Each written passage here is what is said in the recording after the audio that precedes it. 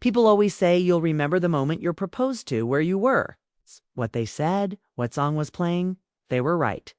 I just didn't think I'd remember it for how humiliated I felt. It happened at a rooftop restaurant overlooking the city skyline. Everything sparkled. The view, the champagne, the diamond ring, even his smile. Damien knew how to create a moment. It was what he was best at performing. He dropped to one knee in front of our friends and his family, and I saw the phones come up like a wave of glittering screens. "Ayla," he said, his voice deep and rehearsed. "You've been by my side for 2 years now. Loyal, sweet, steady. I think it's time you officially become part of something bigger. My family, my legacy. Say yes." Applause burst before I even spoke. It wasn't a question. It was an announcement. A confirmation of what he thought I'd too always wanted, and when I said yes, because what else do you say when everyone's staring? He grinned and kissed my hand like a prince in a play.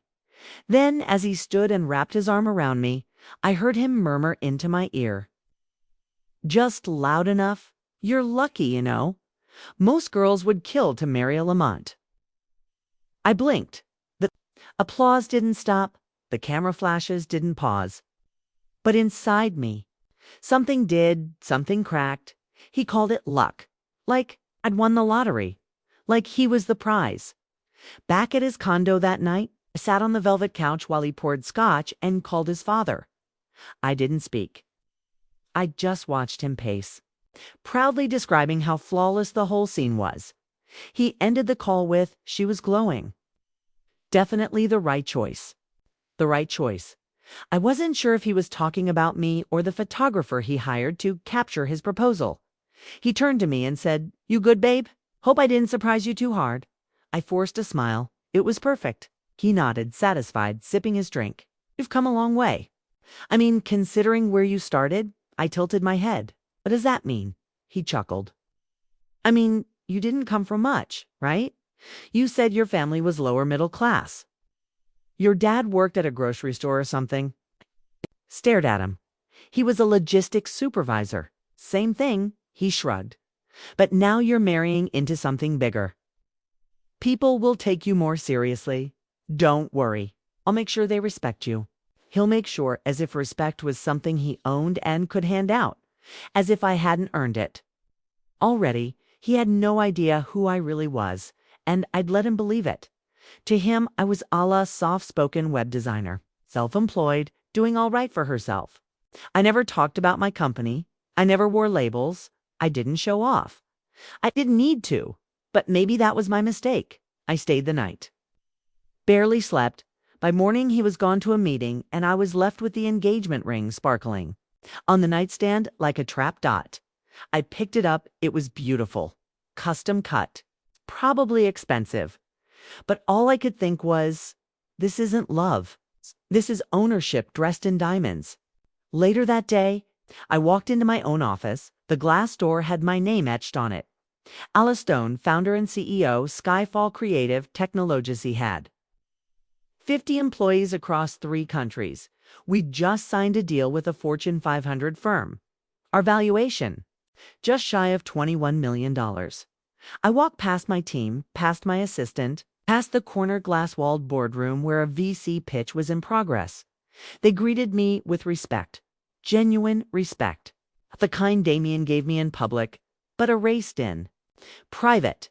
I stepped into my office, shut the door, and sat down. I opened my banking app, checked my accounts. Main savings. $2, 1 M investments, $5.70 M company equity, $10 M3 properties. 2 paid off in full. I wasn't rich by Damien's family standards, but I wasn't some girl who got lucky. I was the storm he didn't see coming. And now I was going to make sure he did. They say love is blind, but I wasn't blind anymore. I was awake, and suddenly, I couldn't unsee all the signs I'd ignored 2 weeks after the proposal. Damien took control of the wedding planning. By took control, I mean he hired his event coordinator, florist, and even set up a meeting with his family. Lawyer about a prenup, all before I got to pick a date. "This will save you so much stress," he told me with a smile. sipping espresso at a marble cafe table. I stared at him. Isn't planning part of the fun? He waved it off. It is. But let's be honest, you've never done anything like this before. He didn't say it maliciously. That was the worst part. He genuinely believed it. Later that day, he forwarded me an email from his lawyer. Subject: Lamont's family prenup draft for Allah's review. No greeting, no explanation, just pages and pages of clauses. No claim to family assets, silence on private matters, confidentiality agreement, even in case of divorce. A $10,000 monthly allowance if necessary. I read it twice. By the end, my hands were shaking. It didn't feel like a marriage contract. It felt like a non-disclosure agreement for a servant. That night, we had dinner with his parents. The table was long. The wine was vintage. The smiles were fake. Damien's mother, Veronica, wore pearls the size of grapes and a face that hadn't moved since 2018. "You'll make a lovely addition," she said with a smile. "Just remember, dear, the Lamont name comes with standards." I sipped my water. "I'm sure I'll meet them." She laughed softly. "Well, at least you're pleasant." "The last girl Damien dated was a bit of a mom," Damien interrupted, amused but firm. She waved a hand. "Anyway, we're glad you're not one of those gold digger influencer types. I mean, you have a little career, right?" I smiled. "Yes, I run a tech company. We just hit a $21 million valuation last quarter." Silence. Veronica blinked. "You're joking." I wasn't. Damien cleared his throat. "She's being modest. It's got a nice client base." Client base, not team, not company. It's not CEO. On the way home, he said, "You kind of blindsided them with that CEO talk." I looked at him. "It's who I am. It's who I am." He sighed. "Yeah, but my mom doesn't really get that kind of thing. Do you know? Startups, women-led tech, all that." I turned toward the window. He added, "I mean, I'm proud of you. I just don't want them to feel threatened. Can't we just ease into all that?" No. No, we couldn't. The next morning, I went to the office early. I walked through the doors of the company I built, brick by brick. Failed pitch by failed pitch. 20-hour days and all. My crew handed me a contract to sign. A new client, international. Biggest deal we'd landed so far. While I signed it, a single thought looped in my head. Why am I about to marry someone who sees me as less than I am? I needed to test something, not with words, not with people. That weekend, I invited Damien to a small dinner with some friends. He didn't know it was hosted at the home of Tot. Natalie Reeves, Forbes 30 under 30, investor in over 40 companies. And one of my earliest mentors. Natalie wore jeans and no makeup. And Damien walked right past her without a second glance. When she sat at the head of the table, he did a double take. "Wait, this is your house?" he asked. She smiled. Guilty. Throughout dinner, he kept interrupting her, cutting her off, questioning her decisions. Later, he leaned over and whispered, "She's a bit much, huh? Bossy. She signs my company's funding checks." I whispered back. His face paled slightly. That night, I lay in bed, replaying it all. The condescension, the control, the casual ego of a man who thought he was the sun. I should be grateful. To orbit him, you're lucky I chose you. No, he was lucky I hadn't shown him who I really was yet. But soon, he'd see it, all of it. Not out of vengeance, but because truth deserves its own spotlight. It was supposed to be a celebration, a dinner for our engagement. Instead, it became the moment I decided to stop playing small. Damien booked out the rooftop of a 5-star hotel. There were flowers, lights, a 4-course meal, and 100 guests. Mostly his. As usual, I stood in heels that hurt and a dress his mother had helped pick out. Elegant, expensive, safe. All night, people congratulated him. On the venue, on the planning, on finally taming me. As one of his college friends joked, "Didn't think Damien would go for a tech girl." Someone laughed. "Guess opposites attract, huh?" I smiled, as always. But I felt it, the itch, the quiet. tightening heat in your chest when you know you're being underestimated.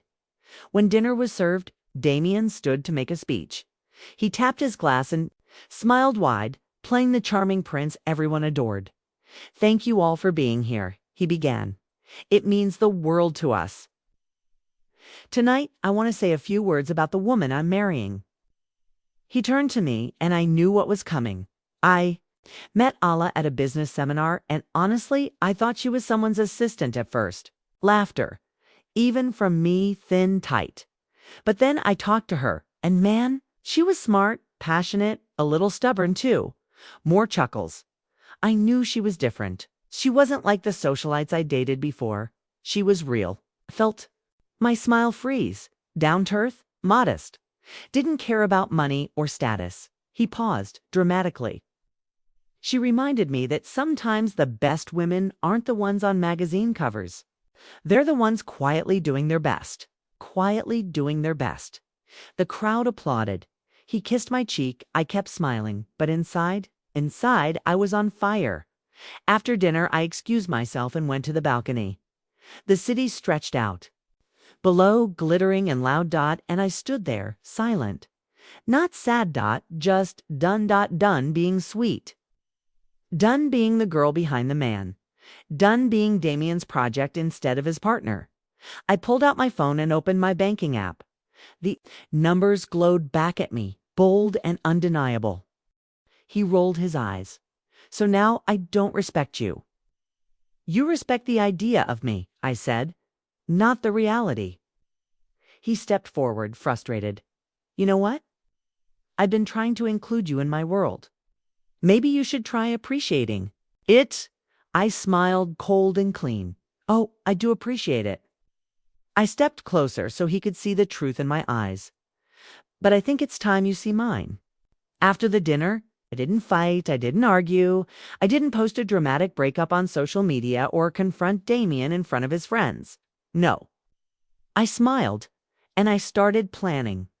I learned something from years of building a company. The best power moves are made in silence. So while Damien continued believing he was steering our future, I was mapping out my own. He invited me to his family's lake house the following weekend, a gathering for select family friends. By that, he meant old money, conservative, and mostly men.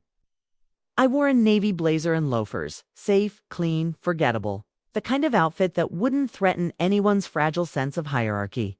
But under that blazer, I was calculating every interaction.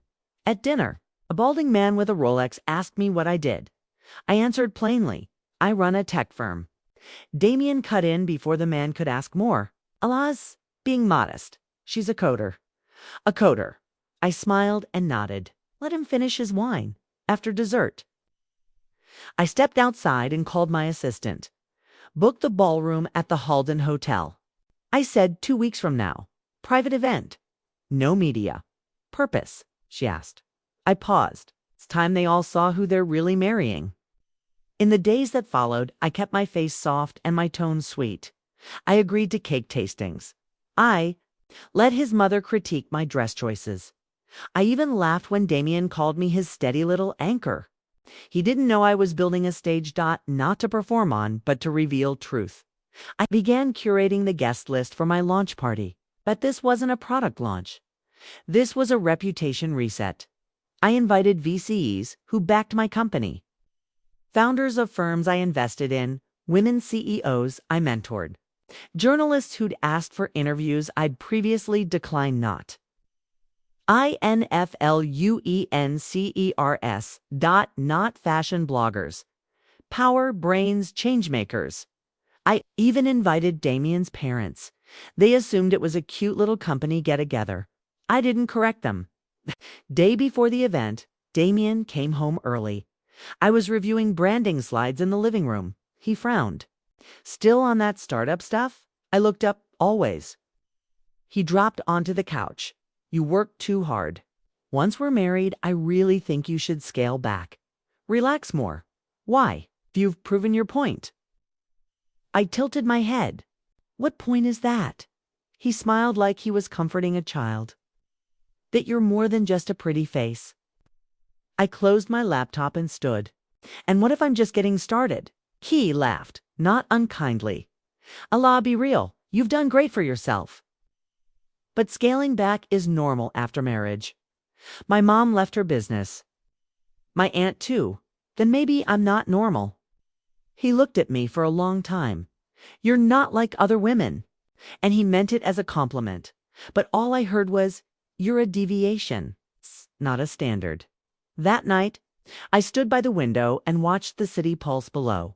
I wasn't nervous. I wasn't unsure. I was ready to stop shrinking, ready to flip the narrative, ready to let Damien and the world see what I built, without his name attached to it. The ballroom shimmered with crystal chandeliers and quiet jazz. Everything was perfect, but this time it was on my terms. I wore a sleek white jumpsuit, hair pulled into a sharp knot. No sparkle, no designer clutch, just confidence. People arrived in waves. CEOs, journalists, investors, industry leaders. Most had never met Damien. Some hadn't even known I was engaged. And every single one of them addressed me with the same title, "Congratulations, Ms. Stone." "Thank you for inviting me, CEO Stone. We're honored to be here for your announcement." Damien's mother looked confused. "What's this announcement, dear?" "You'll see," I said, sipping my drink. Damien arrived 15 minutes late, dressed like a model in a tailored suit, scanning the room with narrowed eyes. He leaned over. "Where are the influencers? The brand girls? This crowd is stiff. They're the reason your champagne is free," I replied smoothly. He chuckled, assuming I was joking. I wasn't. When the lights dimmed and the spotlight found me, at the mic, the room quieted instantly. Damien stood off to the side, a glass of wine in hand, smiling like a proud fiancé that would fade soon. I took a breath and spoke. "Thank you all for coming. Some of you know me as Ayla, some as Ms. Stone. I've kept a lot of things quiet these past few years. Tonight, I want to tell you why." I clicked the remote, and behind me, a screen lit up. Skyfall Creative Technologies' $21.4 million valuation, global clients founder and CEO, Ala SDO. There was a pause, then murmurs, then applause. I continued. 3 years ago, I started Skyfall with $2,000 and a borrowed laptop. Today, we serve clients in 9 countries. We invest in women-led startups. We're launching a nonprofit arm next quarter. And now, I'm ready to stop hiding. The lights warmed. The room shifted. I looked straight at Damien. I've spent too long being quiet to make people comfortable. But silence doesn't serve women like me. So this tonight isn't just a celebration. It's a reminder. You don't have to marry money to become powerful. Sometimes power wears heels and builds empires while no one's watching. Applause thundered. I saw Damien's face, confused, red, tight-jawed. He stepped toward me after the speech, voice low. "You planned this? Without telling me?" "I did." He blinked. "Why?" "'Cause I needed to know who you were before." "You knew who I was." He opened his mouth. I handed him a folder. Inside, my full financials, company valuation, property deeds, equity statements. He flipped through it, face falling with each page. "You're worth more than me," he said finally. Stunned, double quotes, "No," I replied softly. "I've always been worth more than how you treated me." His mother approached, clearly rattled. "Why didn't you ever mention this?" "Because you didn't ask," I said. "You assumed." She opened her mouth, but I turned away. Later, Damien found me alone by the exit. He looked small. "Do you still want to get married?" he asked. I smiled gently. "No." He stepped forward, panic rising. "Wait, Allah, you can't. We've got a future. We had a performance," I corrected. "But I'm not your stagehand." He said nothing. I walked past him, heels clicking, spine straight, future intact. For once, he was the one left standing quietly in the dark. I didn't cry when I walked out of that ballroom. No trembling hands. No broken sobs. Just clarity. And a sense of peace I hadn't felt since before I met Damien. The media caught on within a day. Mystery CEO shocks fiancé with net worth reveal at engagement gala. Skyfall tech founder walks alone. And ahead my inbox flooded, not with gossip, but with admiration. Women from all over the world wrote, "You showed him and us what self-worth looks like. Almost married a man who tried to dim me. Thank you for waking me up." And quietly, in my private messages came others, industry women, investors, even celebrities, all saying, "I've been hiding too." Damien tried calling 6 times the first day, then 12. Then I blocked him. He emailed, subject, "Can we talk like adults? You embarrassed me." But maybe I deserved it. Can we at least meet? I stared at the blinking cursor. I closed the tab. I moved back into my penthouse.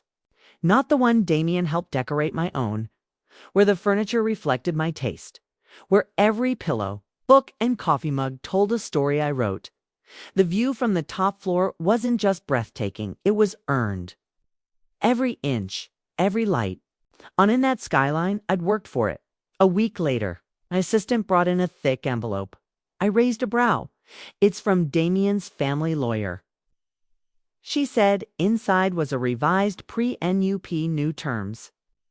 No asset claims, no financial control.